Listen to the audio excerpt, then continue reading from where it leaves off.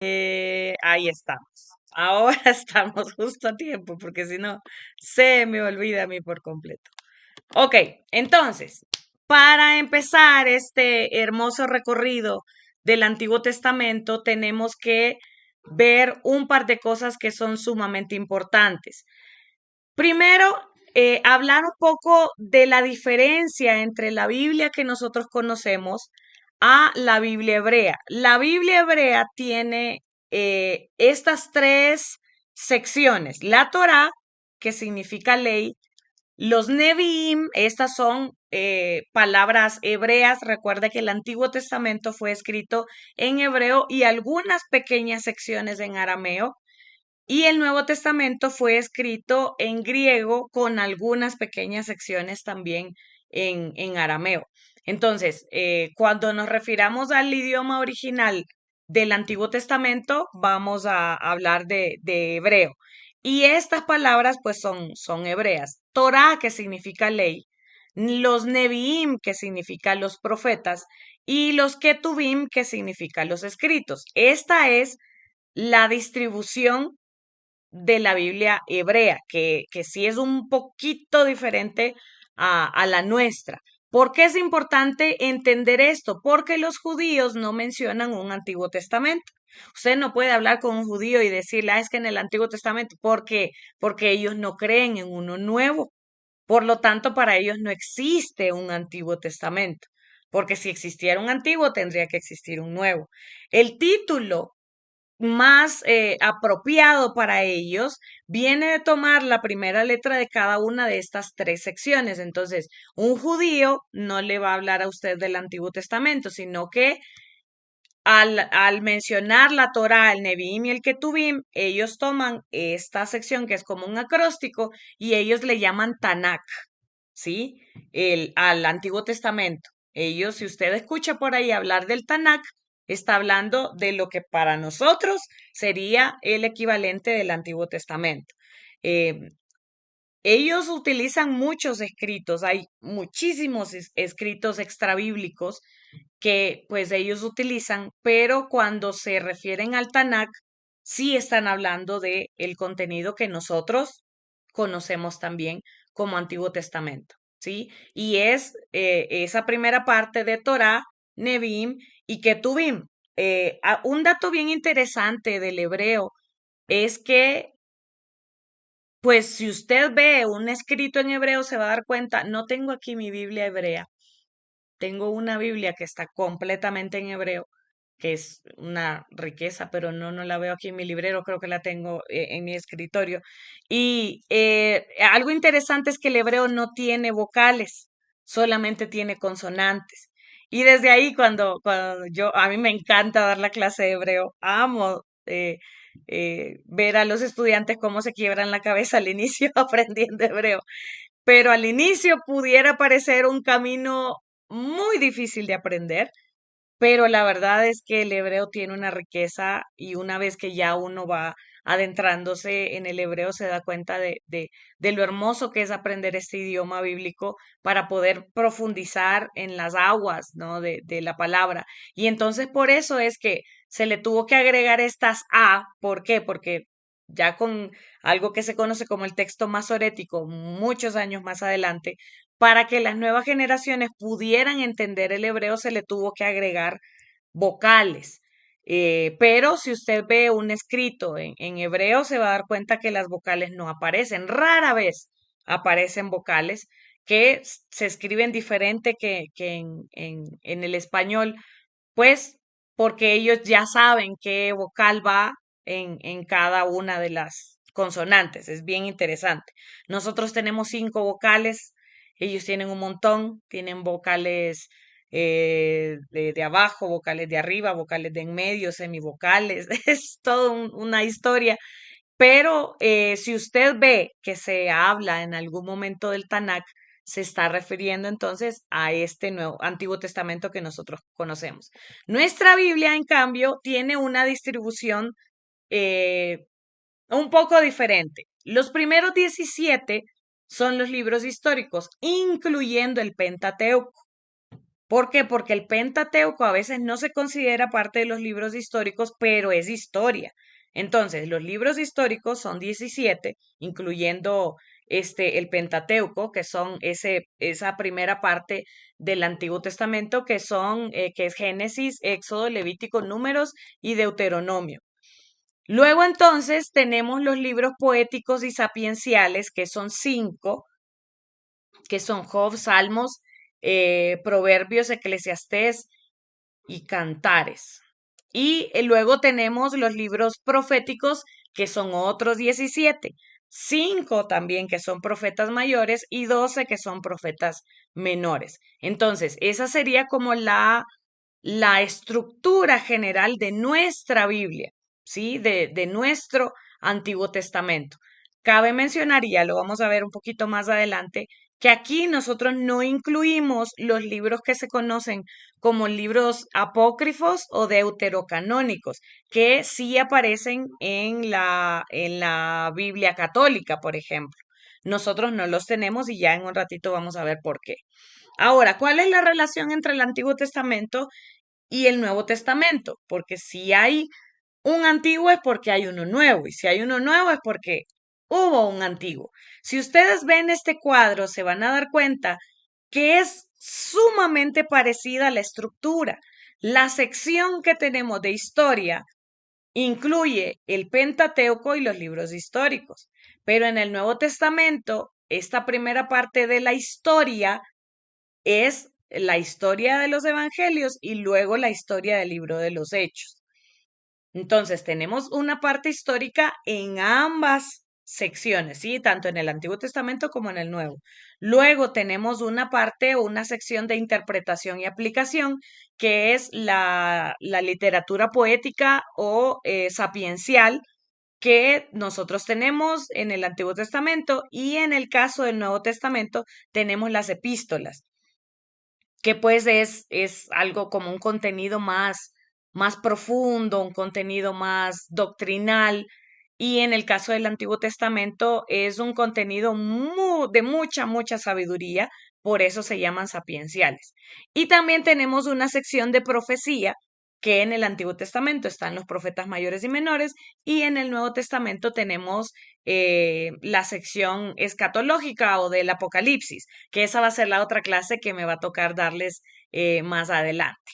Así que eso, a mí me encanta también ser maestra de escatología, y esa es la parte profética del Nuevo Testamento, ¿sí? Así que si ustedes se dan cuenta, tenemos un paralelismo entre el Antiguo Testamento y el Nuevo Testamento.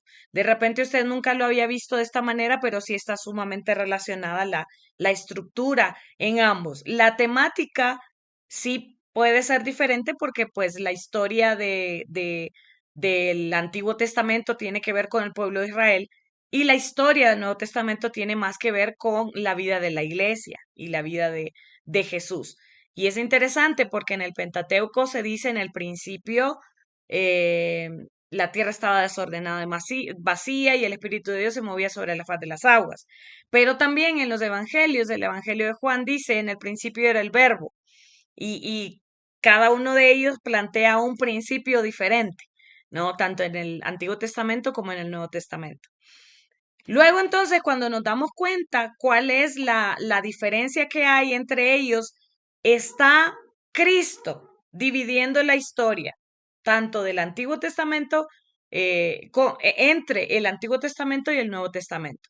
Tenemos en el caso de la historia del Antiguo Testamento, lo más antiguo, luego la interpretación, luego la profecía, está Jesucristo, luego la historia, la interpretación y la profecía del Nuevo Testamento. Hermana Marlene,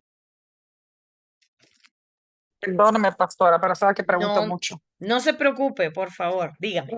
Nunca pensé en esto hasta ahorita que me está diciendo esto, porque el Antiguo Testamento, yo sé que no está hasta usted, no sé si usted no va a la clase del Nuevo Testamento a su esposo, pero, Mi esposo, ok, esa es su área de especialidad.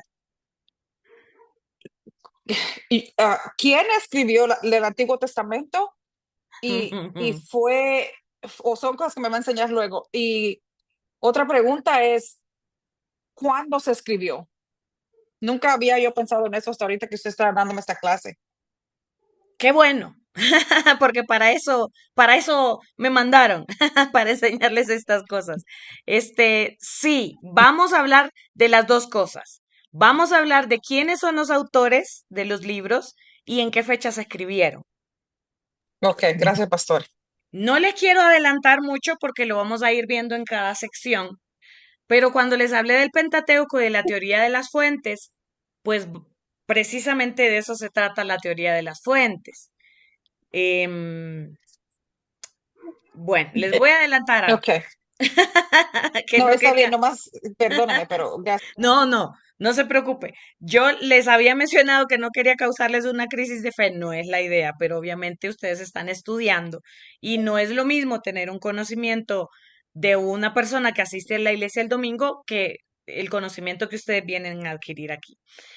Por lo general se nos ha enseñado que pues el Pentateuco fue escrito por Moisés. Esa ha sido como la enseñanza que nosotros hemos tenido a lo largo de los años. Seguramente lo que le enseñaron a usted y pues lo que me han enseñado a mí desde que me convertí.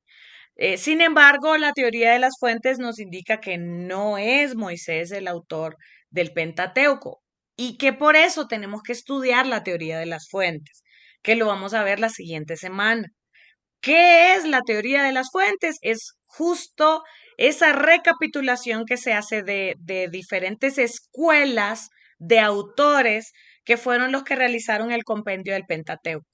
Entonces, ya estamos en un nivel académico en donde sí tenemos que aclarar, pues, que no fue Moisés el autor del Pentateuco como, pues, nos ha enseñado en la escuela bíblica básica. Aquí ustedes están en una escuela bíblica más avanzada para poder abordar esta parte. Y pues no es mi intención decir, ay, nos engañaron.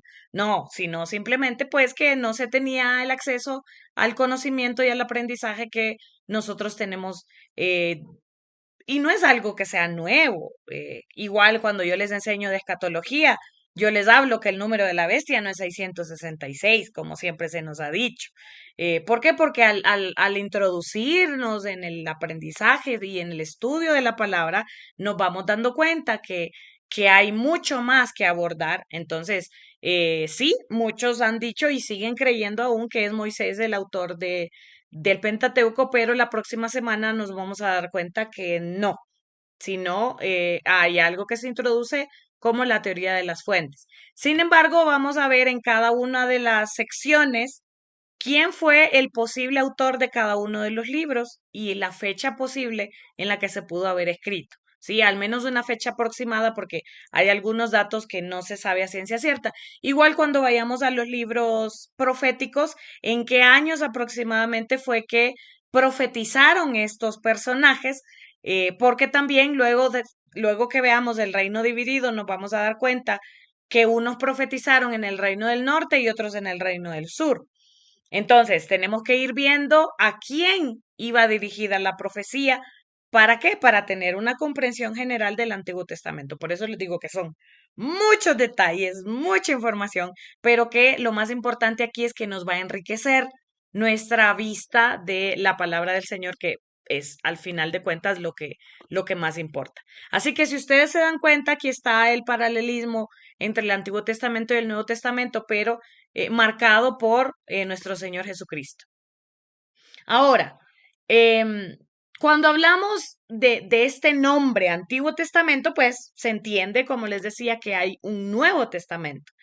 Y es interesante porque en las páginas del Nuevo Testamento hay, vea, 1603 referencias que lo ligan al Antiguo Testamento.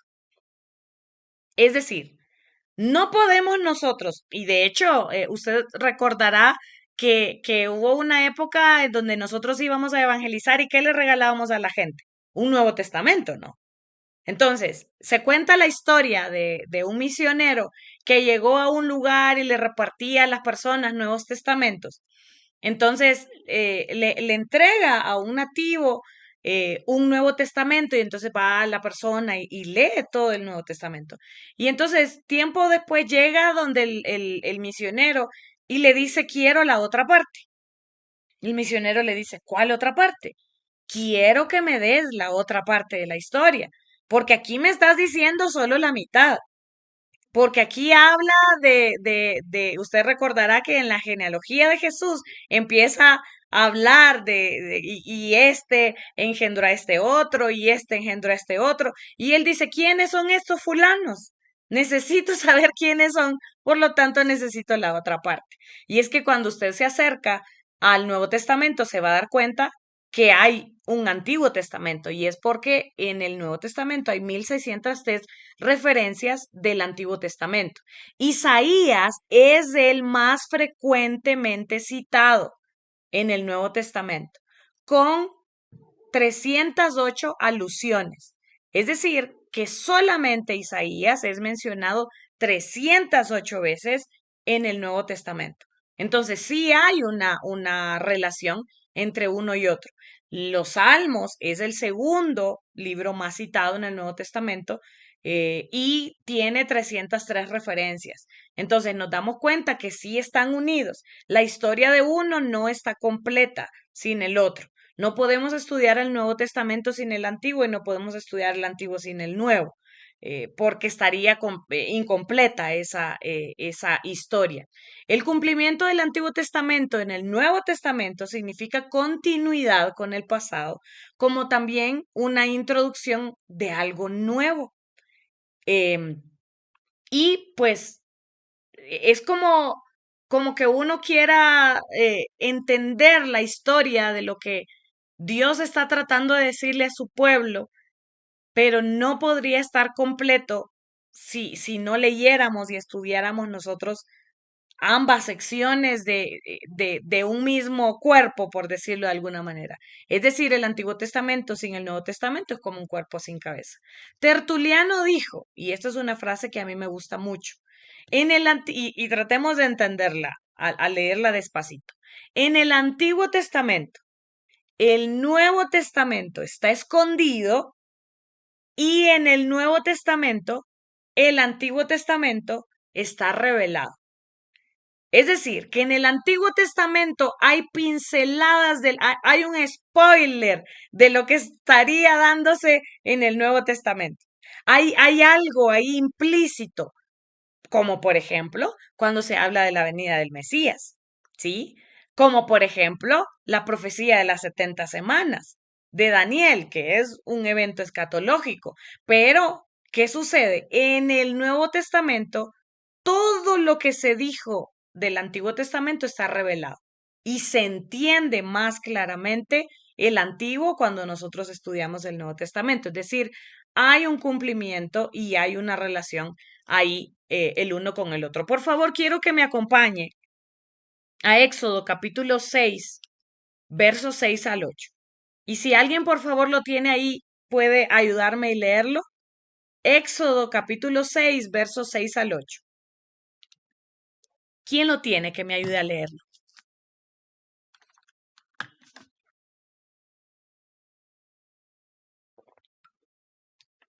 Amén, pastor. Más Gracias. lentos. 6:6 al 8.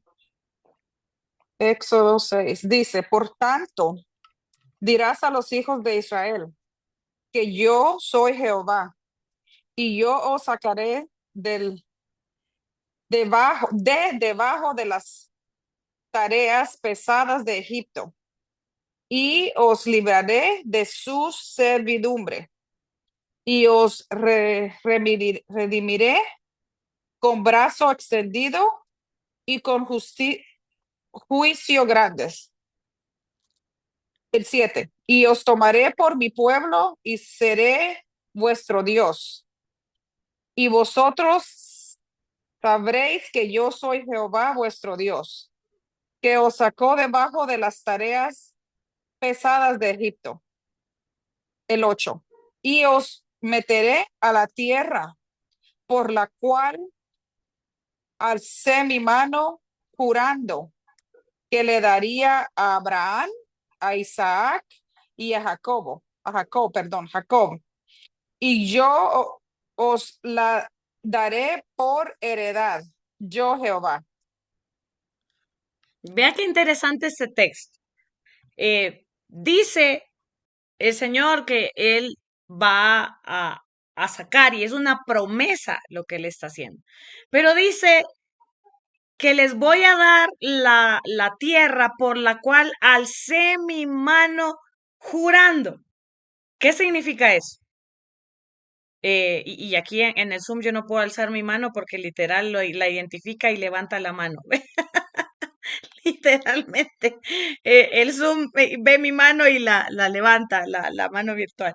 Dice el texto que el Señor levantó su mano jurando. ¿Usted recuerda cuando alguien va a testificar en un juicio? Le dicen levante la mano y la otra póngala sobre la Biblia y le preguntan, ¿jura decir la verdad, toda la verdad y nada más que la verdad? Y la persona responde, lo juro. ¿Qué significa eso? Que la persona va a decir toda la verdad y que esa declaración que la persona va a hacer es confiable. ¿Por qué? Porque levantó su mano y juró.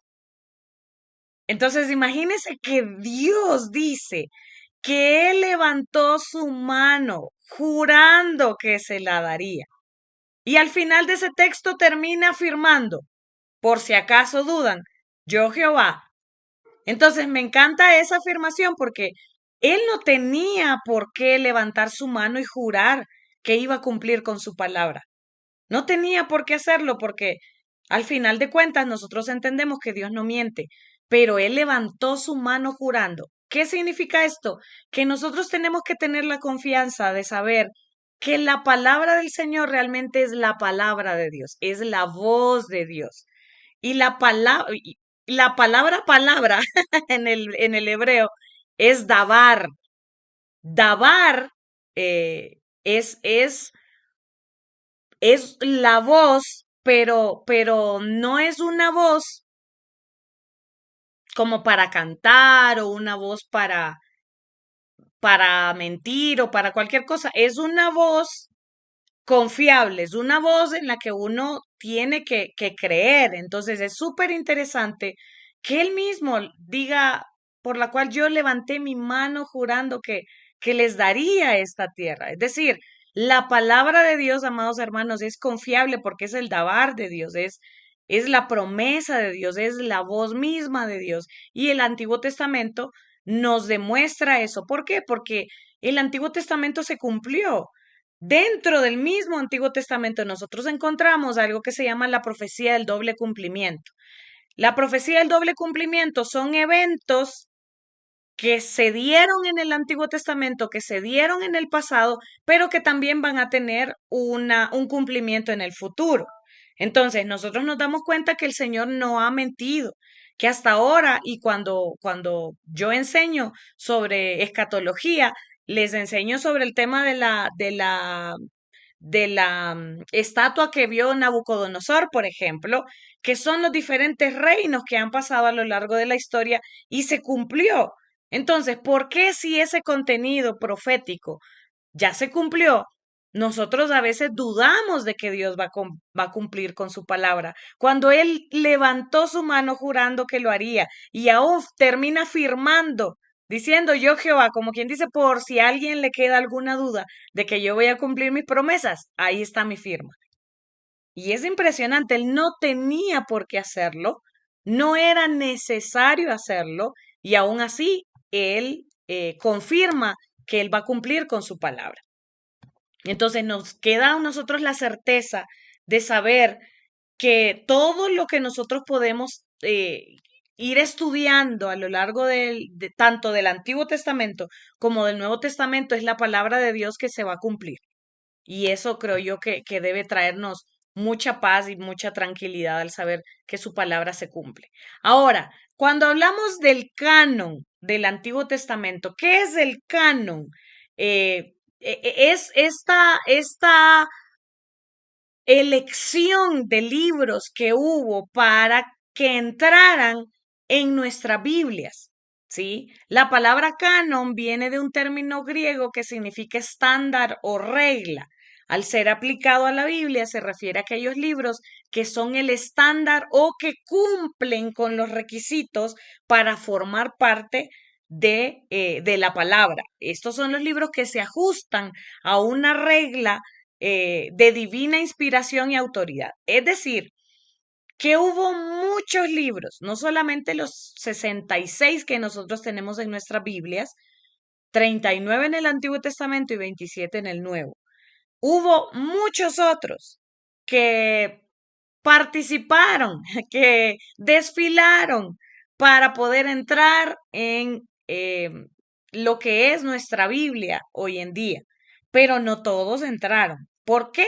Porque se hizo una elección, porque se hizo un estudio y pues se aplicó el canon de la Biblia como esta regla, esta vara de medir para saber qué libros deberían haber entrado y qué libros no. Lógicamente, este estudio se hizo teniendo la tranquilidad de saber que fue algo dirigido por el Señor. Ahora, para nosotros como cristianos evangélicos hay dos clases de libros.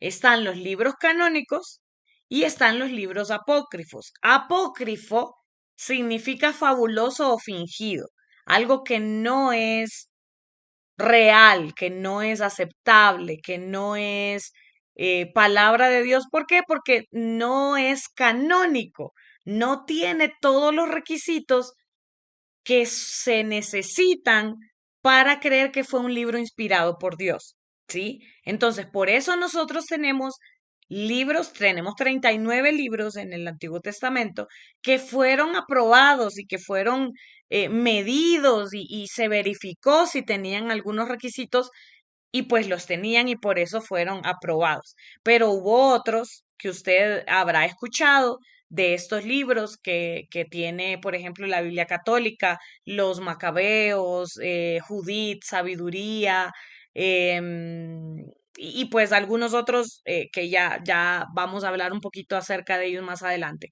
Pero estos no entraron. Entonces, ahora, ¿por qué a mí me gusta enseñar esto? Porque cuando uno va a tener un diálogo de altura, no de pelea, no de debate, sino un diálogo con una persona que no es cristiana evangélica, como por ejemplo hay algunos cristianos que les encanta ponerse a pelear con personas de otras corrientes, ¿no?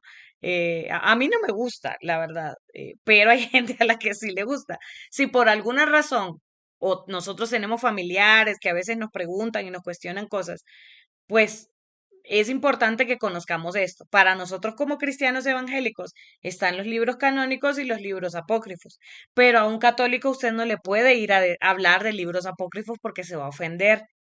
¿Por qué? Porque para ellos no son fabulosos, no son libros que no hayan sido inspirados. Para ellos existen los libros protocanónicos y los libros deuterocanónicos. Es decir, para ellos son los primeros en ser aceptados, que son los protocanónicos o los libros que nosotros tenemos en nuestra Biblia, o en el Antiguo Testamento específicamente, los 39 libros que nosotros tenemos en el Antiguo Testamento serían los protocanónicos, pero ellos tienen los deuterocanónicos. Lógicamente para nosotros, creo que usted a veces va a escuchar también que hay personas que hablan de deuterocanónicos. Yo no creo que esté del todo mal decirlo de esa forma, porque al final sí han sido fueron los segundos en ser aceptados, tal vez no por nosotros, pero sí por otras personas. Entonces, al final yo no creo que esté del todo mal, pero si usted le dice apócrifos, está bien, ¿sí? Pero por favor, si usted va a hablar, va a tener un diálogo de altura con un católico, no le hable de apócrifos porque se puede ofender. Usted, a la altura y con respeto, le habla de los protocanónicos y de los deuterocanónicos. Deutero significa segundo, proto significa primero. Por eso es que Deuteronomio significa, y es una palabra griega, aunque el Antiguo Testamento fue escrito en hebreo, los nombres que tiene son griegos. ¿Por qué? Debido a la historia em, de cuando se hicieron las traducciones, pues nuestra traducción del Antiguo Testamento es una traducción que viene de una Biblia que se llama Septuaginta, que es griega, que hicieron una traducción del hebreo al griego, ¿sí? Entonces, por eso los nombres que tiene nuestra Biblia son nombres griegos, aunque el contenido sea un contenido en hebreo. No sé si me doy a entender con la información. Entonces, Deutero significa segundo, por eso Deuteronomio significa la segunda ley o repetición de la ley. Esto lo vamos a ver igual la próxima semana que hablemos un poco más del Pentateuco. Entonces, para un católico están los protocanónicos y de los deuterocanónicos. Los deuterocanónicos son sabiduría, que fue escrito en el año 30 antes de Cristo aproximadamente, eclesiástico en el 132 antes de Cristo, Tobías en el 200 antes de Cristo, Judith en el 150 antes de Cristo, Primera de Macabeos en el 100 antes de Cristo, Segunda de Macabeos entre el 100 y el 70 antes de Cristo, Baruch entre el 150 al 50 antes de Cristo y pues unas adiciones que se hacen al libro de Esther, hay adiciones al libro de Daniel, si no me equivoco. Es decir, que hay pedacitos que se les agregaron a otros libros que sí son canónicos, ¿sí? Entonces, hay un dato bien interesante. Si ustedes ven las fechas 30, 132, 200, 150, 100, 100 al 70, 150 al 50, se van a dar cuenta que estos libros están escritos durante los 400 años de silencio, es decir, en el periodo intertestamentario. Entre el Antiguo Testamento y el Nuevo Testamento hay 400 años. ¿Y qué significa 400 años de silencio? Que durante estos 400 años Dios no levantó profetas. No hubo profetas, por eso son 400 años de silencio. ¿Por qué? ¿Porque hubo silencio? No, hubo mucha historia. Y de hecho, el libro de Macabeos es muy bueno para entender qué fue lo que pasó durante este tiempo. A nivel de historia es muy bueno y nos arroja mucha y valiosa información, pero significa que estos libros fueron escritos en la época del silencio, cuando no hubo profetas. Entonces, eso nos da a entender que no son libros inspirados por Dios. ¿Por qué? Porque no había un hombre de Dios en esta época que los escribiera. No había una época ahorita en este tiempo en donde Dios levantara un profeta para decir, así dice el Señor, esto y esto y esto. Por lo tanto, no los podemos considerar como inspirados por Dios. ¿A alguien se le ocurrió escribirlos? Bueno, pero no significa que sean inspirados por Dios. Yo como escritora he escrito libros, pero no solo porque los escribí y el Espíritu Santo estuvo conmigo, hay que meterlos a la Biblia, ¿sí? Son libros. Nosotros tenemos muchos libros cristianos, pero eso no significa que los vamos a sumar a la palabra del Señor. El canon ya está dado, el canon ya se cerró. Es decir, que si alguien viene hoy en día y dice, el Señor me reveló, esta es una nueva revelación. Eso es un peligro, porque la revelación ya está dada. La revelación ya se cerró. Hay 66 libros revelados. Punto, fin, se acabó. El resto puede ser inspiración, iluminación, puede ser cualquier cosa, pero revelación no es. Hermana Marlene. Siendo tanto pastora. No, Am, ¿por qué? Para eso estamos, porque tranquila. am, entonces significa que en los 400 años de silencio el Espíritu Santo no estaba en la tierra. Lo que pasa es que la figura del Espíritu Santo no se ve en el Antiguo Testamento como nosotros lo vemos hoy en día. Sí, El sí, Espíritu sí es Santo fue cierto. enviado por Jesucristo al momento de Ujú. ascender, pero no significa que Dios no estaba presente en la tierra. Dios estaba. Lo que no había era la voz de Dios en la tierra. Y la voz de Dios en la tierra eran los profetas. Eso no había. Profetas no habían. ¿Por qué? Porque recuerde que en el Antiguo Testamento la gente no escuchaba a Dios como nosotros lo Ujú. escuchamos, ¿no? Sino que Dios le hablaba al pueblo a través de los profetas. Por eso los profetas eran indispensables. Pero, pues en estos 400 años de silencio, Dios no levantó profetas. Y perdóneme, es que estoy, y hubo, ¿cómo? O sea, si hay algún, porque son los libros, esos, dijo que los libros macabeos son Sí, históricos, ¿verdad? sí, Entonces, ¿cómo? ¿Hay algún relato que dice el por qué Dios volvió después de los 400 años de silencio para cuando vino Jesucristo, porque empezó después de los 400 años, no lo sé, pero o sea, ¿cómo se dice? Sentido común después de los 400 años, entonces Dios empezó a hablar cuando vino el Espíritu Santo, no, sobre María. Pero ¿hay alguna, cuál es la palabra que quiero decir? ¿Hay algo que indica el por qué Dios volvió a tener piedad por nosotros? sí, eso lo vamos a ver cuando hablemos del periodo Oh, intertestamentario, cuando ok, abordemos esa sección, pero definitivamente el siguiente profeta después del Antiguo Testamento fue Juan el Bautista. ok, Con Juan el Bautista, el Señor levanta el silencio, por decirlo de alguna manera, el silencio profético, ¿no?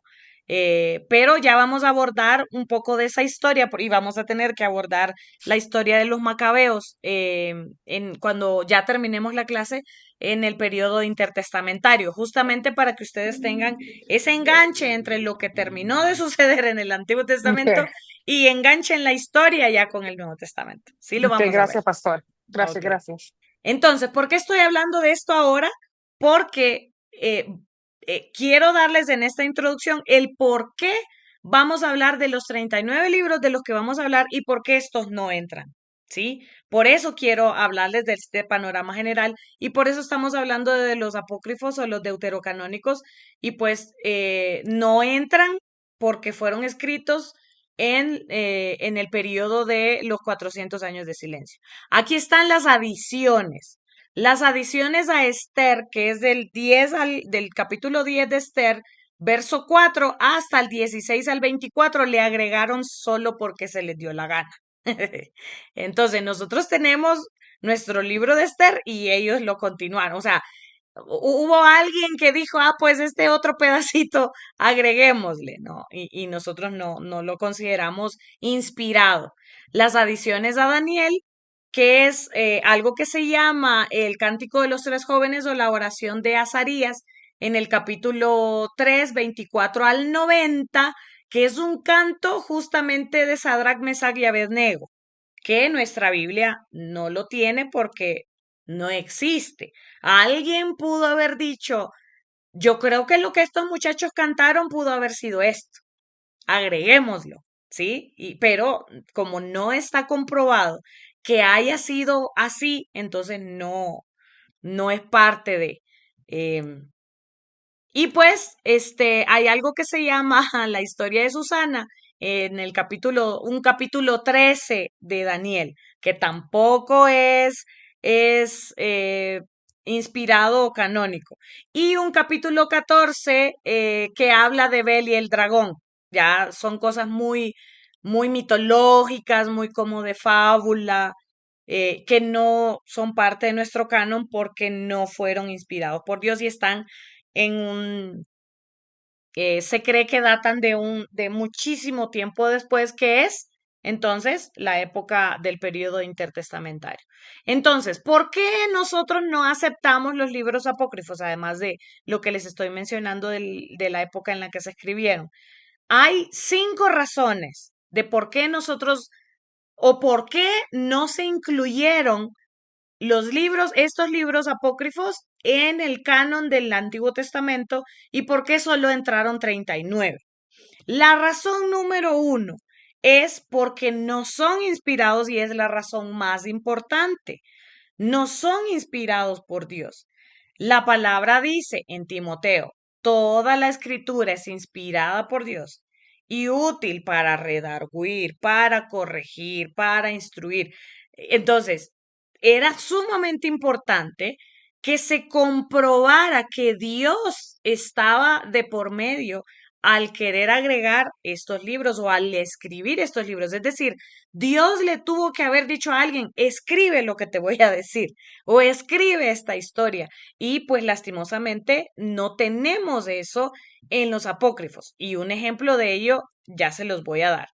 En los 39 libros canónicos resaltan frases como, así dice Jehová, habló Jehová o habló el Señor, vino palabra del Señor a mí diciendo, etcétera. Ese tipo de frases no las encontramos en los libros apócrifos. No existe, es decir, que la persona que los escribió no es que se quiso pasar por un profeta, no, ellos los escribieron, los que querían que los metieran fue otra gente, ¿sí? Ellos los escribieron porque era una costumbre escribir en la época, pero no porque ellos querían que fuera una literatura divina, ¿sí? Ellos los escribieron, pero nosotros no encontramos en los libros apócrifos o deuterocanónicos que diga, sí, dice el Señor, o vino una palabra del Señor al profeta tal diciendo. Eso es lo que nosotros encontramos en todo el Antiguo Testamento, especialmente en los proféticos, pero en los deuterocanónicos no lo encontramos. Vean este ejemplo de segundo libro de Macabeos. Dice, y vean qué diferente, ¿no? Dice, yo también terminaré aquí mismo mi relato. Si ha quedado bello y logrado en su composición, eso es lo que yo pretendía. Si imperfecto y mediocre, pues de hecho cuanto me era posible. ¿Usted se imagina a un profeta diciendo eso? No. Imagínese cómo decir si le gusta bueno y si no, pues también. No, pues imagínese cómo un profeta de Dios, que Dios lo manda a decir algo, va a decir, pues si les gusta cómo quedó, no, ellos mismos reconocen que hicieron su mejor esfuerzo. ¿Por qué? Porque era un escrito humano. No era un escrito inspirado por Dios, no era un escrito revelado por Dios, no. Y entonces, déjenme, quiero explicar aquí, hay una diferencia teológica que me parece súper importante enseñar en este momento. Cuando nosotros vamos a estudiar exégesis o hermenéutica o simplemente bibliología, vamos a encontrarnos con tres conceptos teológicos que son sumamente importantes. El primero es revelación, el segundo es inspiración y el tercero es iluminación. Son tres conceptos que tienen que ver con la Biblia, que son muy importantes de entender la diferencia. El primero, revelación. La revelación es lo que Dios da a conocer de sí mismo a su pueblo. Entonces, hay diferentes tipos de revelación, una revelación general y una revelación específica. La revelación general es la creación. Dios se ha revelado a nosotros a través de la creación. Porque la palabra dice, los cielos cuentan la gloria de Dios y el firmamento anuncia la obra de sus manos. Es decir, la creación nos habla que hay un Dios.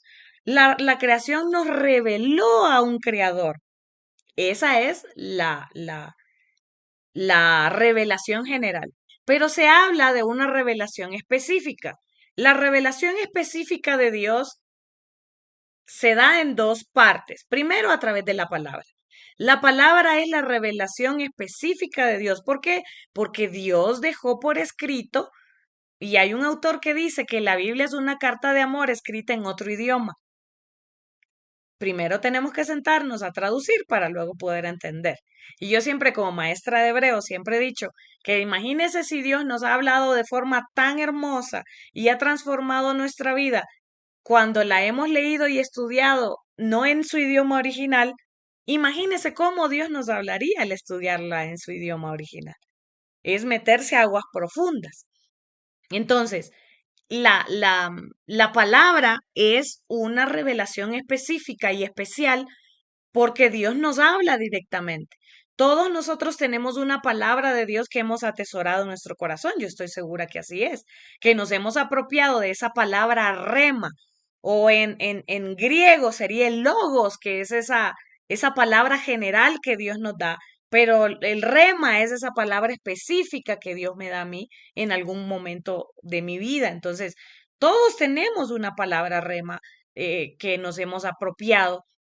Por ejemplo, para mí este año el Señor me habló y el Señor me decía justo hace unos días cumplí mis 43 años y el Señor me hacía saber que la palabra rema que Él tiene para mí en este año 2026 es justo Isaías 43.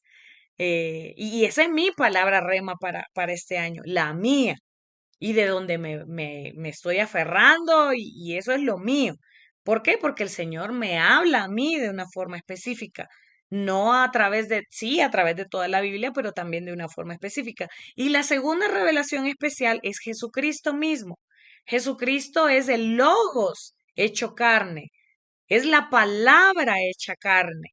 Entonces, Él viene a convertirse en esa palabra viva, ¿no? A través de la cual nosotros conocimos a Dios. Entonces, hoy en día, Dios se nos puede revelar a través de la creación, a través de la palabra y a través de la persona de Jesucristo. No existe más revelación. Es incorrecto decir es que el Señor me reveló. Y a mí me da miedo cuando alguien por ahí dice es que el Señor me reveló. Le tengo miedo a esa palabra. ¿Por qué? Porque la revelación de Dios ya está dada, ya está cerrada. Lo que Dios ya tenía que decir de sí mismo ya lo dijo. Todo lo demás, mis experiencias personales con Él, tienen que pasar esos tres filtros, tienen que pasar a ese Dios creador, tienen que ser compatibles con ese Dios de la palabra y tiene que ser compatible con la persona de Jesucristo. Si la revelación supuesta que Dios le da a alguien no es compatible con la creación, no es compatible con la palabra y no es compatible con la persona de Jesucristo, eso es algo chimbo, como dicen. Eso es algo que no es real.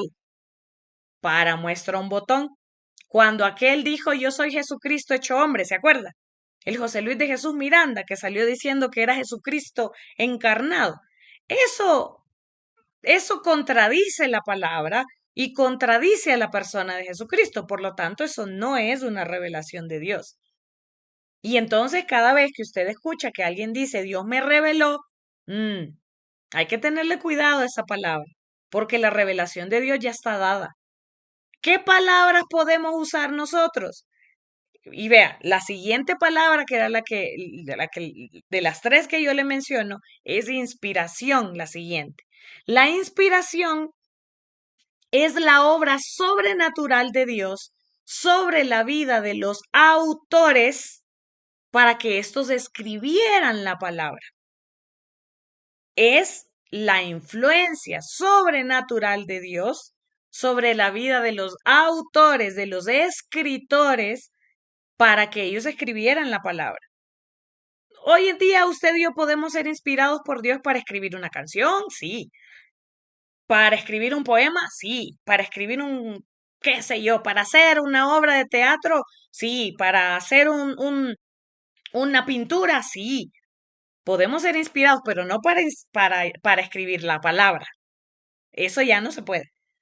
Podemos ser inspirados por Dios para cualquier cosa, pero no para decir, entonces agréguenle a la Biblia este pedacito que yo escribí porque me quedó tan bueno que hay que agregarlo a la Biblia.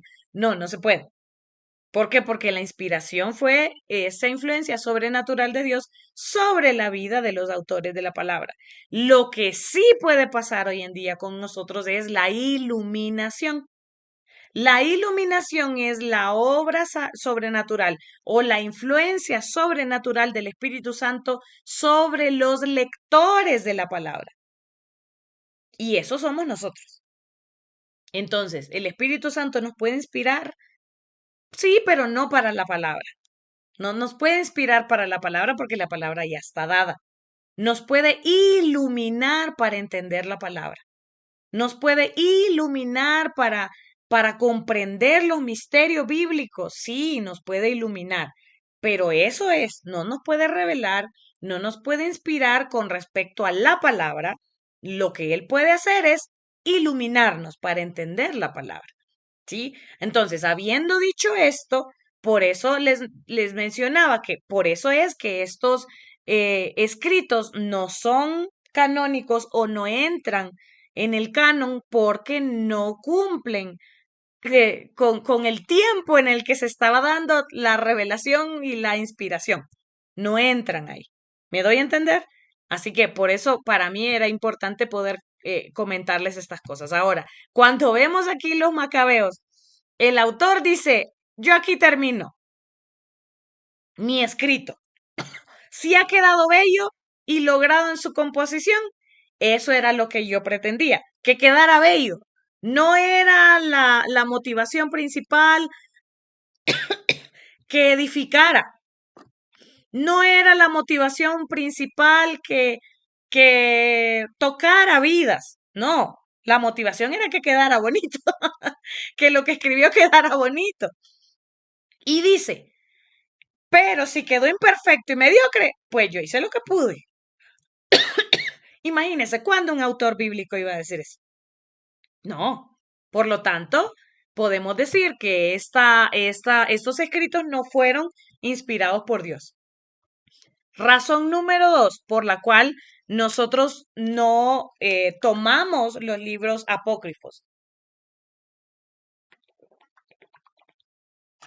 Y es porque no son proféticos. No fueron escritos por profetas o portavoces de Dios. No fueron escritos en un periodo donde habían profetas de Dios. Los eruditos reconocen que estos libros fueron escritos en la época en donde ya no habían profetas, entre el año 200 y el año 300 antes de Cristo. Este es el momento para explicarles otro detalle. Déjenme compartirles la pizarra para poder explicar eso, porque aunque de repente algunos ya lo saben, a mí me gusta ser bien clarita y explicar todo para que no quede ni una tan sola duda. Entonces, si usted ya sabía esto que voy a compartir, perdóneme por favor, pero necesito abordarlo por si hay alguien que no lo sabía. Estoy buscando la pizarra. Aquí está. Ok, les voy a compartir la pizarra para explicarles esto. Las fechas, cuando nosotros hablamos del Antiguo Testamento, tenemos que abordarlas de forma diferente a cómo nosotros abordamos las fechas hoy en día. Entonces, ¿cómo se leen las fechas en el Antiguo Testamento? A ver, déjenme poner, no sé si puedo hacer esta línea aquí. Sí se ve la pizarra, ¿verdad?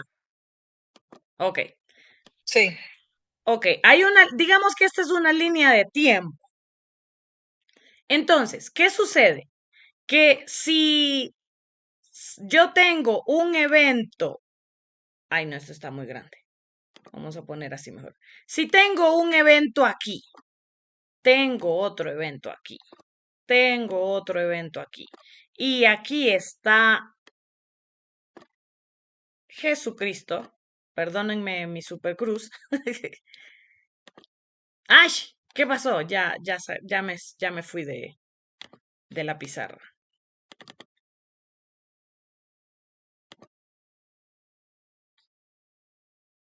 Ya cerré lo que no tenía que cerrar.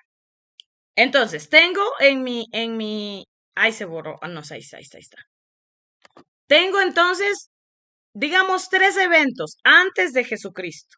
Lo que va a marcar la diferencia en el tiempo del que yo voy a hablar va a ser el año de Cristo, que pues se dice que es el año cero. Se dice.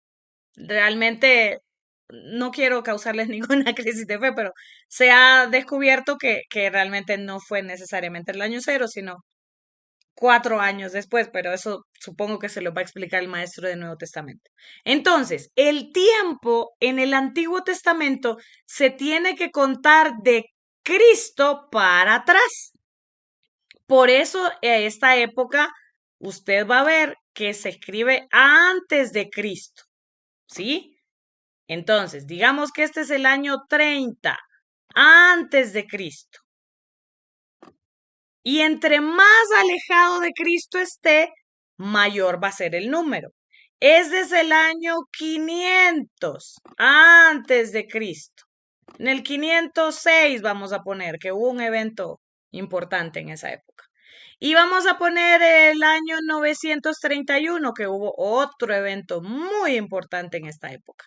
Perdónenme mis números en, en la pizarra. Entonces, ¿qué significa? Que si dice el año 506 antes de Cristo, significa que este va a ser diferente al 506 después de Cristo. Nosotros estamos ahorita en el 2026, ya contando desde Cristo para allá, ¿ok? Desde Cristo para allá, pero en el Antiguo Testamento se cuentan de Cristo para atrás. ¿Ok? Entonces, entre más alejado esté de Cristo el evento, mayor va a ser el número. Entre más cerca esté de Cristo después de Cristo, es menor el número. Entonces, de aquí digamos que deberían ser números positivos, como veríamos en cualquier matemáticas, y aquí digamos que son como negativos, ¿sí? Entonces, nosotros estamos en el 2026 después de Cristo. El 2026 antes de Cristo hubo otro evento, o sea, muy antiguo. ¿Sí? Entonces, explico esto por si acaso alguien no lo entendía y por qué vamos a ir viendo fechas que van a estar desde las más alejadas a las más cercanas a Cristo. ¿Sí? Vamos a ver fechas del año 1000, el año 1500, vamos a ver fechas del año 931, que ocurrió algo interesante, el 586, que se dio otro evento importante, pero todas son fechas antes de Cristo. Y entre más alejadas estén del nacimiento de Jesús, entonces van a ser mayores. Sí, quise explicar eso entonces para que podamos entender todos el cómo se van a ir dando algunas fechas y algunos eventos en el Antiguo Testamento. Entonces, por eso les pongo aquí que los libros estos libros apócrifos se escribieron entre el 200 al 30 antes de Cristo, ¿sí? Entonces ahora usted ve esa fecha y ya, si no tenía el dato que yo le acabo de dar, ahora ya puede entender mejor por qué no es del 30 al 200, ¿sí? Sino del 200 al 30. ¿Por qué? Porque es antes de Cristo. También tenemos que fijarnos, porque a veces ponen, de repente en algún libro usted va a encontrar una fecha que dice del año 200 antes de Cristo al año 150 después de Cristo. Entonces usted se da cuenta que abarca tiempo, tanto antes de Cristo como después de Cristo. Entonces, esto con respecto a cuando se habla de historia.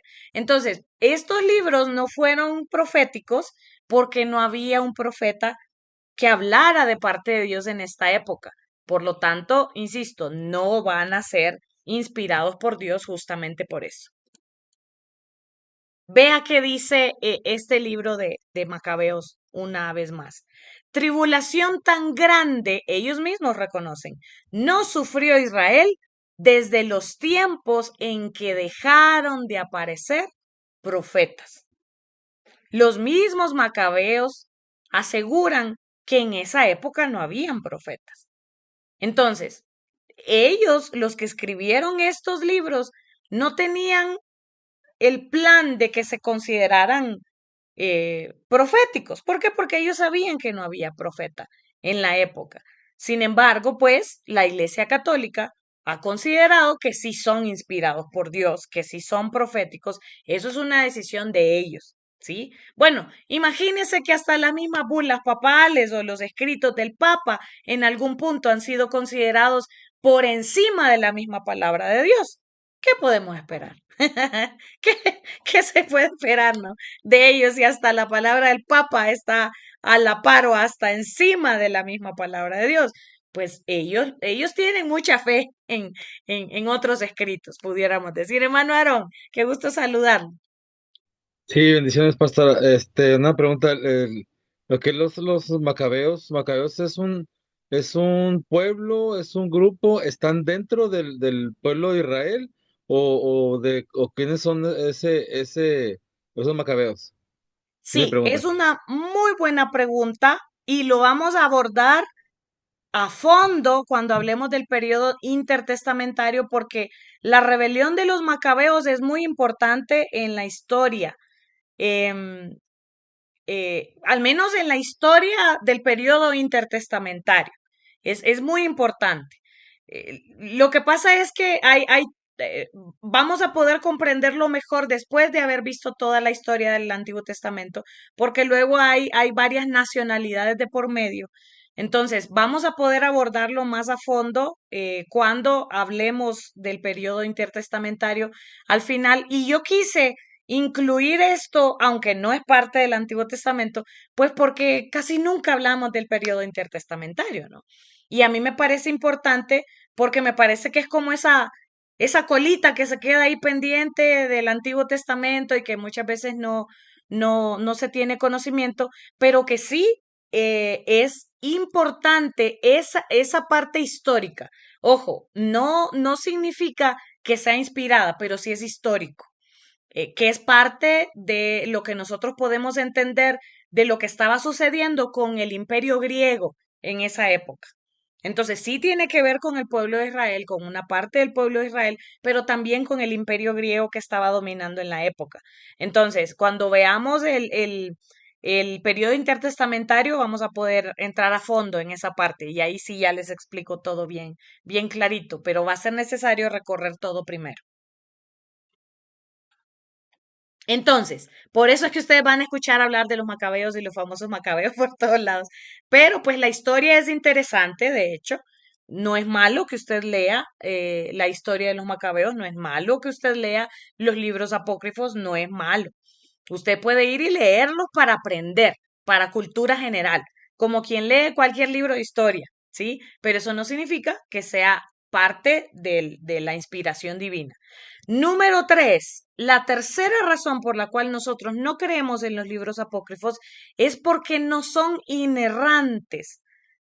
¿Qué significa? La palabra dice que nosotros creemos en la inerrancia de la Biblia, que la Biblia no tiene errores, ¿sí? La palabra de Dios, y quiero ser muy cuidadosa al decir esto, la Biblia como libro humano y manipulado por humanos sí tiene errores, em, pero la palabra de Dios, la palabra divina, el mensaje divino de Dios no tiene errores. Y me quiero detener en estas cosas porque no quiero causarles confusión de ninguna parte.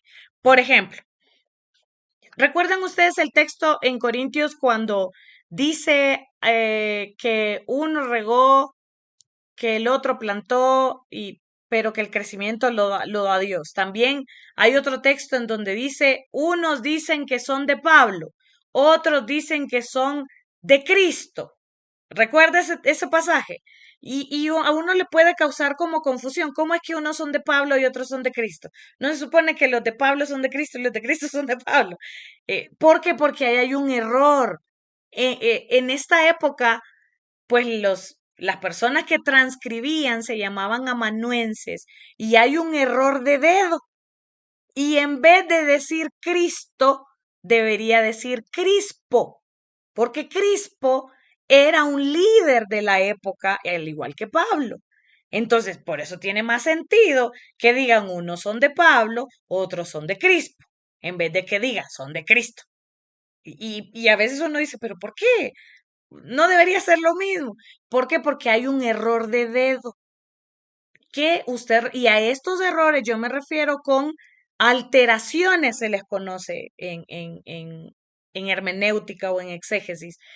Y hay algunos textos de la Biblia, especialmente los que están escritos entre paréntesis. Usted va a su Biblia y si encuentra en su Biblia una partecita escrita entre paréntesis, esto significa que esto no estaba en los libros originales. Esto fue agregado. ¿Qué significa que fue agregado? Que es como cuando uno escribe al ladito en un libro y pone sus propias notas y sus propios comentarios. Pues el amanuense, cuando estaba haciendo la copia, recuerde que nosotros tenemos una copia de una copia de una copia de una copia. No tenemos los autógrafos o no tenemos los escritos originales en hebreo o en griego. Lo más cercano que tenemos son los rollos del Mar Muerto o los rollos del Qumran, que son bastante antiguos, pero no tenemos, imagínense en el que pudo haber escrito David alguno de los salmos. No lo tenemos hoy en día. Tenemos una copia de una copia de una copia y una traducción de una traducción de una traducción de una traducción. Entonces, ¿qué sucedía? Que en esta época los amanuenses eran los responsables de compartir, pues tampoco había fotocopiadora en la época, tenían que pasar todo a mano. Y a veces alguna persona tenía una copia y le hacía le ponía alguna seña o le ponía algún comentario a la par, y cuando se pasaba la nueva copia, miraban y no entendían si era parte del escrito o qué, entonces se le agregaba ahí.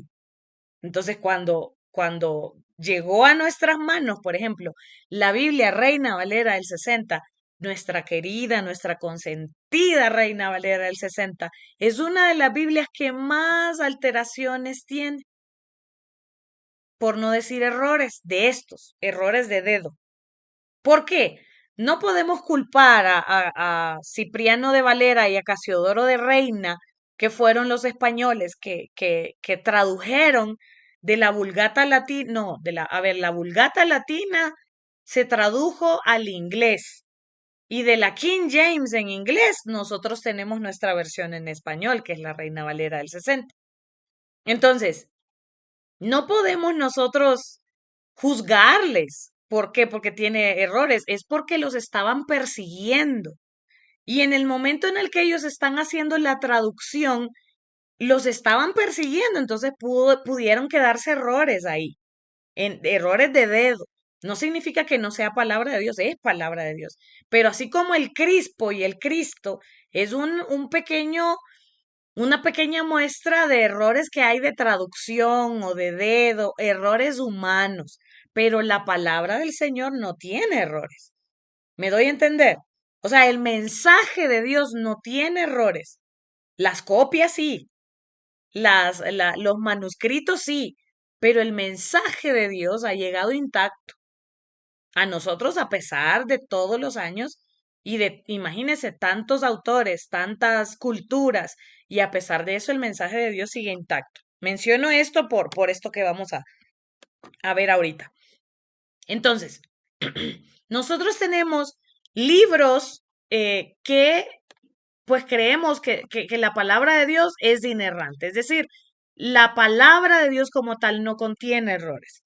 Las copias y las versiones de la Biblia puede ser que sí. Y por eso es que yo les he recomendado mucho la TCB. La TCB es la traducción contemporánea de la Biblia que se parió aquí en Ecuador y el cual tuvimos el privilegio, mi esposo y yo, de hacer una pequeña colaboración con la introducción de los Gálatas, em, que se hace tomando en cuenta el idioma original, que es el hebreo. No es la Biblia Reina Valera, es, imagínese, hubo a ver cuántas copias o cuántas traducciones previas. Del hebreo al, del hebreo al griego, del griego al latín, del latín al inglés y del inglés al español. Estamos hablando que no tenemos nuestra Biblia directa del hebreo al español, sino que se pasaron todos estos idiomas antes de llegar al español.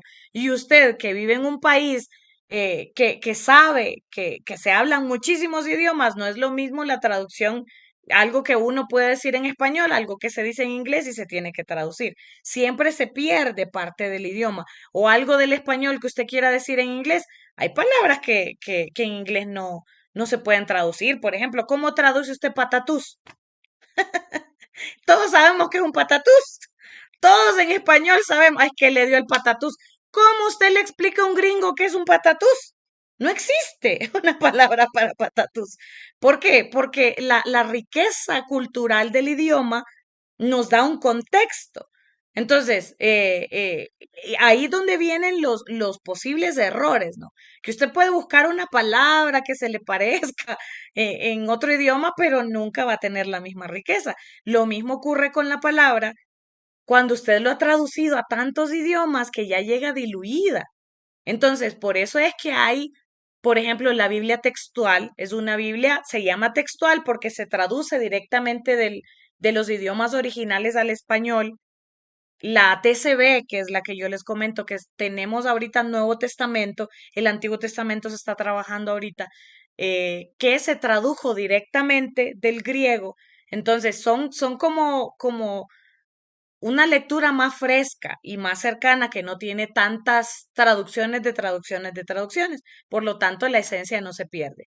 Pero en el caso de los apócrifos, pues sí contienen errores. En los libros apócrifos se descubren errores doctrinales, morales, históricos, geográficos, es decir, de contenido como tal, que nosotros podemos decir entonces que no sucede eso con la historia bíblica. Es como cuando una persona acaba de convertirse y dice que Moisés estuvo en el arca de Noé.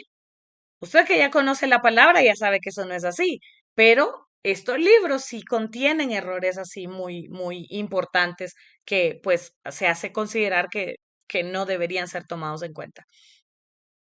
También la cuarta razón es porque no son creíbles. ¿Qué significa que no sean creíbles? Estos libros, ay, perdón, contienen un género literario de ficción religiosa. En vez de relatos serios de eventos históricos, narran sucesos increíbles que se acercan más a la fantasía. Entonces, Dios no recurre a la ficción para revelar la verdad. Dios, y ustedes recordarán, Jesús contaba historias, pero eran fábulas o eran parábolas, ¿sí? La idea era contar una historia que tuviese una enseñanza, pero no es una historia mitológica como el ave fénix, por ejemplo, o algo así que nunca existió. En cambio, estos libros, cuando la lectura de Bella y el dragón, por ejemplo, que les comento, es sumamente ficticio, sumamente de, de, de Steven Spielberg, casi, ¿no? Entonces, por eso nosotros no los consideramos. Y la quinta razón, que para mí es la más importante, es que no fueron aceptados por los judíos y los primeros cristianos. ¿Y por qué a mí me parece esta la más importante? Porque yo les decía que tenemos alusiones al Antiguo Testamento en el Nuevo Testamento, pero no hay ni una tan sola alusión a ningún libro apócrifo. No hay. No se menciona ningún libro apócrifo. ¿Qué significa eso? Que no eran parte de las escrituras sagradas para ellos. Los 39 libros canónicos fueron unánimemente aceptados en el concilio de Yamnia, que es el concilio que se reunió, pidió la dirección de Dios, ayunó para que pudiesen decidir cuáles fueron los libros que cumplían con estos requisitos. Sin embargo, los otros no aceptados fueron uniformemente rechazados por judíos y cristianos en el año 1546. Es decir, que los que sí son canónicos fueron unánimemente aceptados y los que fueron rechazados fueron unánimemente rechazados. Y ahí es donde uno ve la mano de Dios. ¿Por qué? Porque en la unidad nosotros nos damos cuenta que hay bendición y vida eterna, dice el Salmo 133. Y esta es la más importante razón. Jesús y sus discípulos no hicieron referencia alguna sobre un libro apócrifo en ninguna de sus enseñanzas.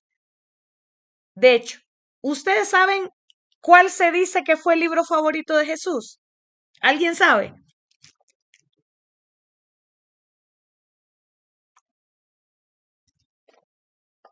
El libro que Jesús más citó del Antiguo Testamento fue Deuteronomio. Por eso se dice que era el libro favorito de Jesús, porque de todas las citas al Antiguo Testamento que él mencionó, del libro que más habló fue de Deuteronomio. Por eso la próxima semana vamos a ver por qué. ¿Qué de bonito tendría el libro? Ya vamos a ver la próxima semana por qué. Y entonces Jesús nunca habló ni de Baruch, ni de Judith, ni de los macabeos, ni nunca. Jesús nunca habló de estos libros. Por lo tanto, eso nos hace pensar que no son parte de los libros que fueron inspirados o que tuvieron, ay, ya siempre se me levanta la mano con todos mis ademanes, no son parte de las escrituras sagradas como se considera los otros 39. Entonces, quise poner este preámbulo para que entendamos por qué vamos a hablar de 39 libros y no de estos otros. Usted puede ir, de hecho, hoy en día aún está hasta en la Biblia digitales, en YouVersion, usted puede ir y se va a dar cuenta que dice, Dios habla hoy con deuterocanónicos, por ejemplo. Y usted dirá, ¿y esto qué significa? Ah, es porque esa versión sí tiene estos libros que le mencioné, que no son, que no son canónicos, sino que son apócrifos.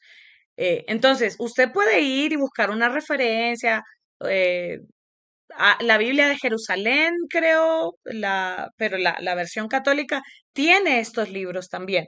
Por eso es que de repente a alguien usted le va a preguntar, ¿por qué mi Biblia sí tiene estos libros y la tuya no tiene? Entonces usted ya va a poder responder, porque esos son libros que no fueron aceptados como los primeros 39. Esos no cumplen con los requisitos, no cumplen con el canon bíblico, ¿sí? Y al igual que estos, pues el Nuevo Testamento también tiene algunos, pero a mí me corresponde hablarles de los del Antiguo Testamento. Y bueno, ahora sí, una vez dicho esto, vamos a la historia del Antiguo Testamento en el ratito que nos queda para aprovechar el tiempo para que la próxima semana ya arranquemos directo entonces con el contenido del Pentateuco. Ahorita les voy a dar un panorama general y aquí es donde se me activa la ametralladora. Aquí es donde les voy a dar un panorama bastante general del Antiguo Testamento. ¿Por qué? Porque, como les mencionaba, el Antiguo Testamento es historia pura. Y al ser historia, va a tener datos, va a tener fechas, va a tener personajes, va a tener lugares, pero créanme que me vi tentada de hablarles sobre geografía, pero no es clase de geografía bíblica. Puedo mencionar a grandes rasgos algo de los lugares, pero no puedo meterme ahí en esa parte. Pero sí, la historia incluye eso, lugares, personas, fechas, momentos, y toda la historia pues se llena de vida al hablar de lugares y de personas, de fechas, de momentos. Pero yo voy a tratar de abordar los más importantes, que eso de verdad es bastante complicado. Imagínense, la Biblia entera abarca un periodo alrededor de 1500 años. Y la Biblia entera tuvo alrededor de 40 autores diferentes.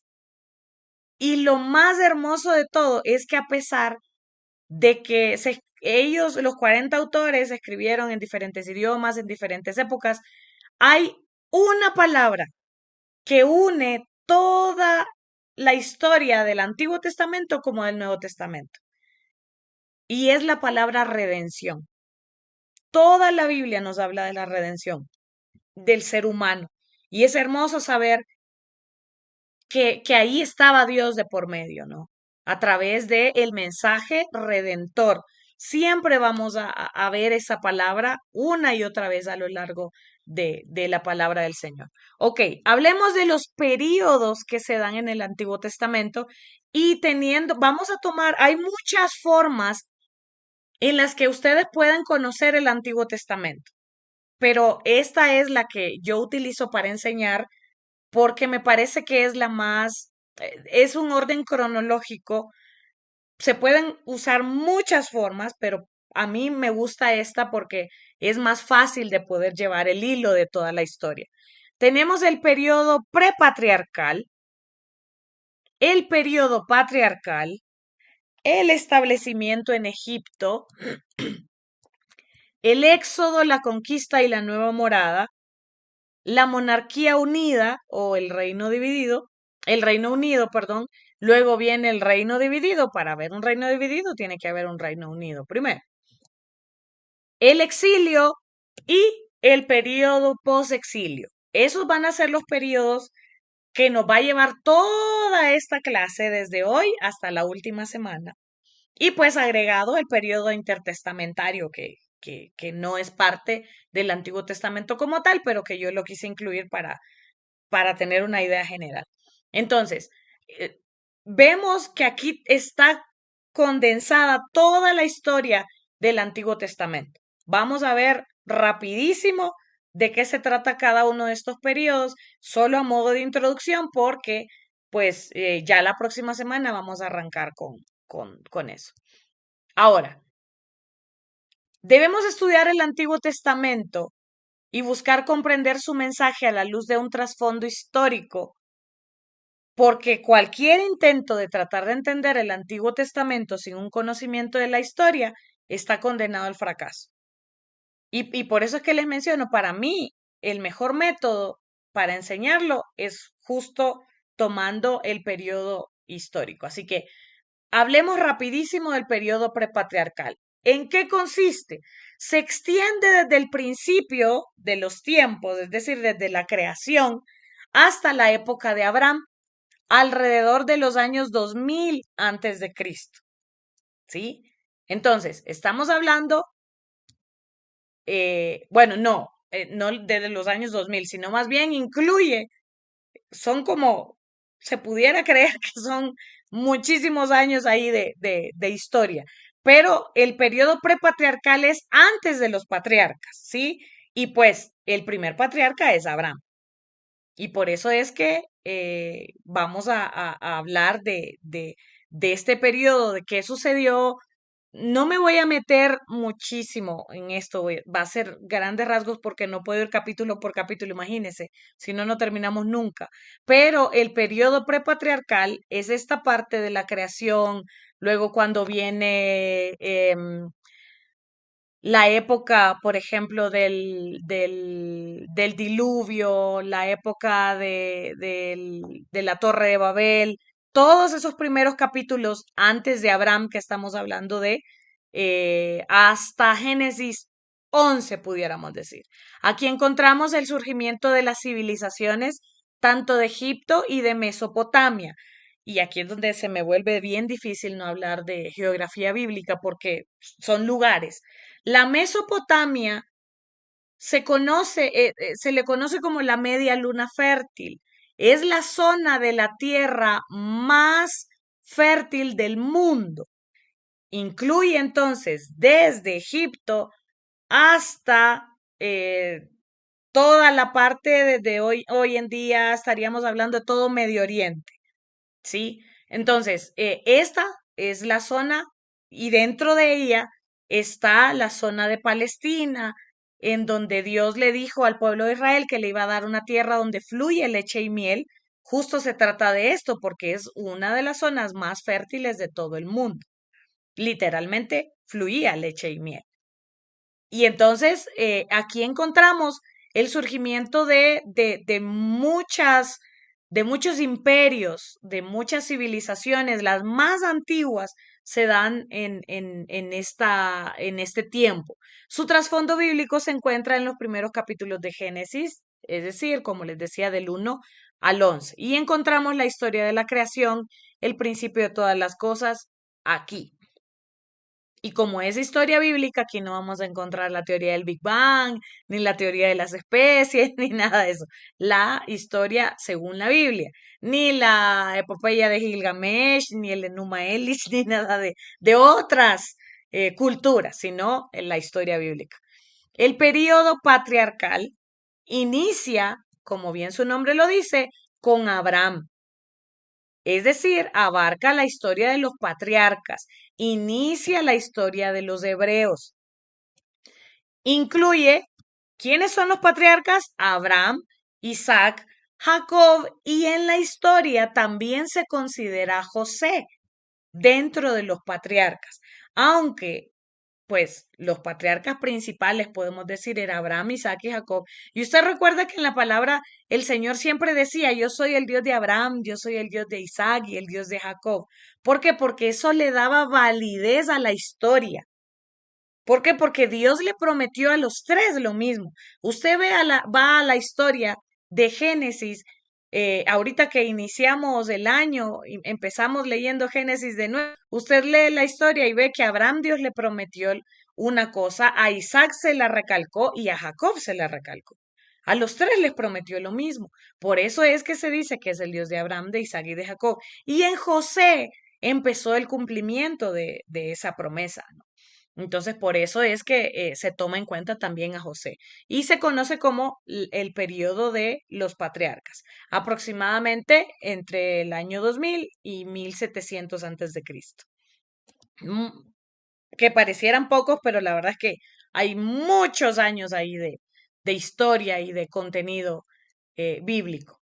Luego viene la época del establecimiento en Egipto. Con José, usted recuerda que inicia la historia del pueblo en Egipto, aproximadamente 1700 hasta el 1300 antes de Cristo. Y entonces, en Éxodo capítulo 1, se menciona esta historia de qué sucede después de la época de los patriarcas. ¿Qué sucede? Dice, empieza Éxodo hablando que vino un faraón que no conocía a José. Y entonces, yo recuerdo que una de las primeras cosas que yo llegué a pensar es cómo es posible que haya venido un faraón que no conocía a José. Si en Egipto ellos escribían toda la historia, ¿cómo es posible que haya venido un personaje que no conocía a José? Y les voy a mencionar por qué, y por eso tengo que ir a la geografía, aunque me resista, tengo que ir a la geografía. Y vamos a la pizarra, otra vez, ahí donde la dejé. ¿Por qué vino un faraón que no conocía a José? Si José había sido el segundo del faraón y había sido o alguien sumamente conocido y todo el mundo sabía quién era José. ¿Por qué hubo un faraón que no lo conocía? En la época previa, en la época de José, más bien dicho, habían... Ay, ¿qué le pasó a esta pizarra? Había una división en Egipto. Había algo que se conocía, digamos que esto es el mar Mediterráneo. Perdónenme mis super dibujos. Esto se conoce como el delta del Nilo y esto es el río Nilo. Aquí tenemos, toda esta parte aquí es Palestina. Bueno, entonces, esto es Egipto. Todo esto es Egipto. Entonces, ¿qué sucede? En la época de José, Egipto estaba dividido en dos partes. Estaba dividido en el Alto Egipto, que era esta parte de aquí, y la otra parte se conocía como el Bajo Egipto. En el Bajo Egipto, en estas partes donde estaba la tierra de Gosén, que fueron las que construyeron los egipcios que estaban aquí, que construyeron los egipcios en la época donde el pueblo de Israel estaba en Egipto, estaba aquí. Entonces, José habitó en el Bajo Egipto. ¿Qué significa? Que cuando viene el nuevo faraón que no conocía a José, este nuevo faraón había vivido en el Alto Egipto. Y entonces luego Egipto fue uno solo. ¿Qué sucede? Que el de aquí no conocía la historia de aquí. Y por eso es que dice que viene un faraón que no conocía la historia de José. Y entonces dice, bueno, ¿y estos tales hebreos quiénes son? ¿Y estos fulanos quiénes son? ¿Por qué estos tienen privilegios? Porque él no sabía que ellos habían sido la familia del segundo al mando. Recuerde que José manda a traer a toda su familia. ¿Por qué? Porque dice la Biblia que no había comida suficiente no había comida suficiente en Canaán en la tierra prometida. Por lo tanto, José, estando en Egipto, que sí había comida, porque él había tenido el sueño este, ¿se acuerdan? De las vacas flacas y las vacas gordas. Entonces, como sí había comida, él manda a buscar a su familia. ¿Cómo es posible que el nuevo faraón no haya sabido quién era la familia de José? Era ilógico. Entonces, la historia nos dice que hubo una época donde Egipto estaba dividido y por eso es que este nuevo faraón, que era de otra parte, no conocía quién era el pueblo de Israel y por lo tanto dijo, ¿cuáles privilegios ni qué nada? Aquí me los ponen a trabajar y los vamos a oprimir y les vamos a sacar para que construyan las ciudades y entonces él empieza a oprimir al pueblo de Israel. Obviamente todo esto bajo la misma historia que Dios ya le había dicho a Abraham que iba a suceder. Cuando usted va a Génesis 15, si me queda tiempo la próxima semana, les voy a comentar por qué Génesis 15 se vuelve tan importante. Dios le dice a Abraham que iba a pasar esto. Dios le dice a Abraham que su pueblo va a estar cautivo 400 años, pero Abraham estaba dormido. Por eso es que Abraham nunca se enteró. Porque dice el texto que Abraham estaba dormido. Yo espero que me quede tiempo la próxima semana para comentarles por qué Abraham estaba dormido. Entonces, ¿qué sucede? En Éxodo capítulo 1 se nos cuenta esta historia de que Faraón empieza a oprimir al pueblo de Israel porque no conocía la historia, no conocía quién había sido José, no conocía que era pues alguien sumamente importante y que el pueblo de Israel era su familia. Y entonces los convierte en esclavos. Luego entonces nos encontramos con el periodo del Éxodo, la conquista y la nueva morada. Este periodo comienza con el Éxodo y se extiende hasta el periodo de los jueces. Desde que el pueblo de Israel sale de Egipto hasta que ya ellos se instalaron en la nueva tierra y todo, y hasta que comienza esta forma de gobierno que ellos pasan de un gobierno eh, en donde ellos estaban acostumbrados a moverse por tribus, ya empiezan a pedir a estos jueces que eran los que dirigían y tomaban las decisiones importantes sobre el pueblo. Comienza entonces desde Moisés y termina hasta Samuel, que Samuel viene a ser un personaje sumamente importante en la historia también. Si usted se da cuenta, Samuel fue un prototipo de Jesucristo en el Antiguo Testamento. Samuel fue el único que ocupó tres cargos súper importantes. Samuel fue el único que fue juez, profeta y sacerdote. No hay ningún otro personaje en el Antiguo Testamento. O era profeta, o era juez, o era sacerdote. Pero Samuel ocupó tres cargos. Samuel es un personaje sumamente importante para la historia de Israel. Y entonces los años que incluye desde 1290 hasta el 1020 antes de Cristo aproximadamente. Luego viene la famosa historia o la idea, la mala idea de la monarquía que ocurre empezando por Saúl como el primer rey de Israel. Aproximadamente desde el año 1020 hasta el 931, que es cuando el reino se divide. Por eso les decía, en el 931 ocurre algo muy importante y es la división del reino. Con Saúl como rey, la pequeña nación tomó lugar en la historia de los imperios. ¿Por qué? Porque en esta época usted recordará que el pueblo le dice a Samuel, queremos un rey como todas las otras naciones. ¿Por qué? Porque todos los imperios que iban surgiendo iban teniendo también un rey. Ok, se le conoce como Reino Unido. ¿Por qué? Porque abarca tres periodos de 40 años cada uno. El Reino Unido duró 120 años. 40 años de Saúl, 40 años de David y 40 años de Salomón. 40 años reinó Saúl, 40 años reinó David, 40 años reinó Salomón. En total son 120 años de Reino Unido. El reino se divide al morir Salomón, que eso ya lo vamos a ver más adelante, en el año 931 con Roboam, el hijo de Salomón al frente, el hijo insensato de Salomón.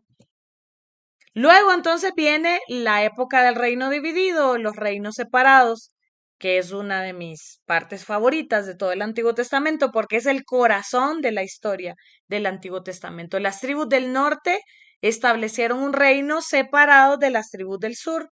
Al norte se le llamó Israel y al reino del sur se le llamó Judá. Durante la existencia de los dos reinos, Israel fue normalmente más fuerte que Judá en lo económico y en lo militar.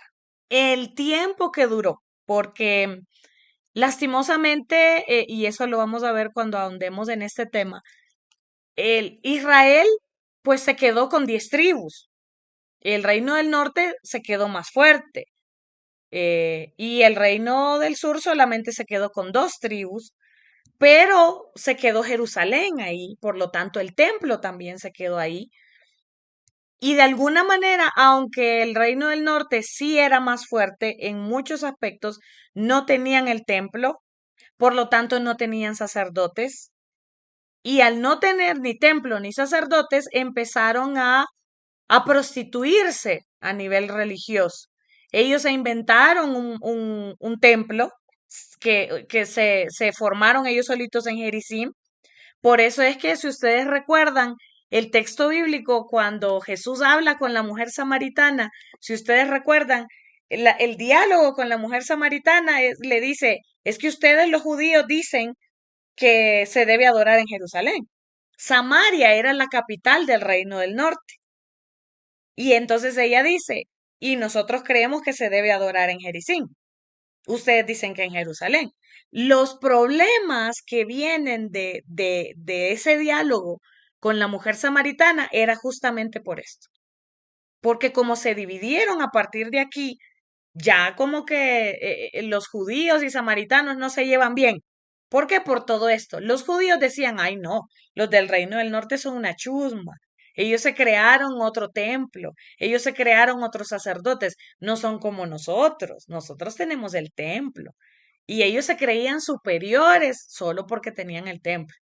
El reino del norte cayó en el año 722 antes de Cristo porque pecaron tanto que el Señor se hartó y dijo, mandó a Siria para que los destruyeran.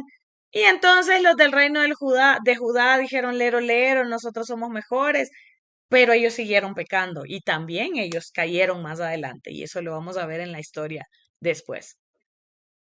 El reino del norte, que era Israel, llegó a su fin en el 700. Hay 2 fechas aquí que podemos tomar en cuenta, 722 o 721. Cualquiera de las dos es aceptable. ¿Por qué? Porque depende. Hay algunos que creen que el reino se dividió en el 930. Hay otros que creen que fue en el 931. Dependiendo de eso, se puede tomar el 721 como la caída del norte o el 722. Igual el reino de Judá, algunos consideran el 586 o en el 587, pero vamos a ir poco a poco hablando de eso más adelante. Y pues el reino del sur, que era Judá, siguió existiendo como reino por más de un siglo, pero llegó a su fin en el 586 por los babilonios.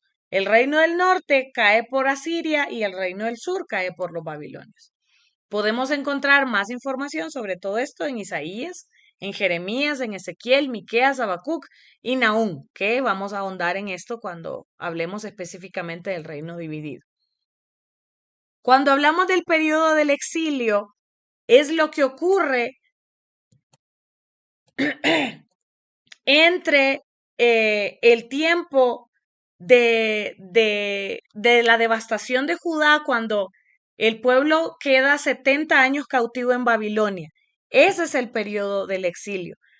Surgieron gran parte de las ideas en cuanto al sufrimiento redentor. ¿Por qué? Porque ya no existía templo.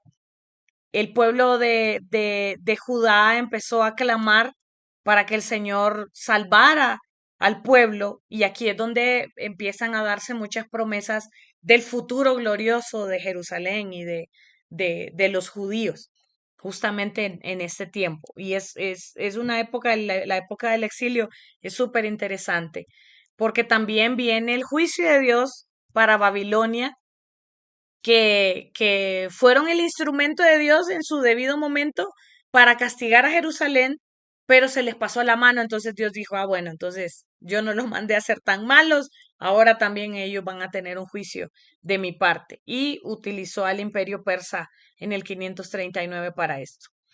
Ciro, el rey persa, permitió a los exiliados volver a sus hogares. Y es por eso que en escatología se tiene el símbolo del imperio medo-persa como un oso, por ese deseo que tienen los osos de siempre estar en casita, de hibernar y de quedarse siempre dentro de su casa. Entonces es interesante ver cómo la historia se va cumpliendo y el rey Ciro, que era un rey persa, es el que le da permiso a los judíos para que regresen después de 70 años en el exilio, que no podían regresar ellos a Babilonia, es el rey Ciro y de hecho el texto bíblico, Dios hace referencia a Ciro como mi siervo, aunque era un rey impío. El Señor hace referencia y habla de Ciro como mi siervo. ¿Por qué? Porque al final lo terminó usando para que el pueblo de Israel pudiera regresar a casa. Bueno, el pueblo judío pudiera regresar a casa. Y entonces terminamos con el periodo posexílico o el periodo posexilio, que es después de esos 70 años que estuvieron cautivos en Babilonia, el pueblo empieza a regresar a Jerusalén. Los persas reinaron por casi 2 siglos, porque les dieron permiso a ellos de que regresaran, pero ellos seguían a cargo de Jerusalén. Fue un tiempo de paz, realmente los medopersas y después solo los persas, porque los medos no eran tan fuertes, se quedaron al frente de Jerusalén y fueron buenos gobernantes, la verdad no fueron malos. eh, en comparación a cómo fueron los babilonios y los griegos y los romanos, la verdad, les iba mejor ahí. La sinagoga se estableció en este periodo del exilio justamente porque ya no tenían templo. Entonces, ¿dónde iban a adorar? Y esto es lo que ocurre en la historia de Ezequiel, que para mí, yo podría decir que de todos los personajes de la Biblia, cuando yo llegué al cielo, le voy a preguntar al Señor por qué se pasó con Ezequiel. En verdad, a mí me parece que al Señor se le pasó la mano con Ezequiel. Fue muy, muy, muy duro con Ezequiel. Imagínense, un muchacho se prepara durante 30 años para ser sacerdote. Y cuando por fin se gradúa para servir en el templo, destruyen el templo. Y luego entonces se lo llevan cautivo a Babilonia, donde no existe el templo. Y entonces con Ezequiel empiezan a darse las sinagogas, porque los judíos no tenían a dónde adorar. Entonces comenzaron a reunirse en grupos pequeños para poder adorar, pero el Señor se pasó con Ezequiel. A Ezequiel lo mandó a comer popó, lo dejó mudo, lo mandó a recostarse un tiempo por un lado y después otros años por otro lado. Ay, no, le mató a la esposa y le dijo que no tenía permiso de llorar por ella. Es decir, en verdad, de todos, yo sí creo que a este sí le hubieran llamado el profeta llorón, porque Ezequiel de verdad que sufrió. Pero a Jeremías le llaman el profeta llorón. Pero yo sí creo que quien se merecía ese nombre era Ezequiel, porque en verdad fue muy, muy duro el periodo de Ezequiel como profeta. Fue sumamente difícil. Y por eso es que Dios le manda a hablarle al Valle de los Huesos Secos, ¿no? Porque de verdad había un periodo muy, muy triste. Pero luego del exilio regresan a Jerusalén, pero no había templo. Entonces está la crisis y por eso es que quiero que veamos la historia del templo, porque cómo se da este tema del templo de Salomón hasta luego la reconstrucción de Zorobabel y luego el templo de Herodes ya para la época de Jesús. Y entonces se habla de un tercer templo, perdón, los judíos hablan hoy en día de un tercer templo, ¿a qué se refieren? Por eso quiero que abordemos la historia del templo. Y pues es aquí cuando ellos regresan a Jerusalén que el judaísmo surge como una religión. Y a partir de aquí, entonces, es donde nosotros empezamos a ver esa famosa historia de los judíos, como poco a poco se ha ido viendo como una nación y que sigue en pleito hoy en día, ¿no? Así que les di un panorama general de todo lo que vamos a ir estudiando, lo que vamos a ir viendo poco a poco. Es muchísimo, ya se dieron cuenta. Hay mucho que abordar, pero es hermosa y apasionante la historia del Antiguo Testamento. Y sobre todo ver que a pesar de la infidelidad del pueblo de Dios, Dios siempre se mantuvo fiel. Hubo momentos donde lo sacaron de sus cabales al Señor, donde cuando le dijo a Moisés, yo no voy a ir con ustedes porque me tienen hasta aquí, no vaya a ser que los destruya en el camino.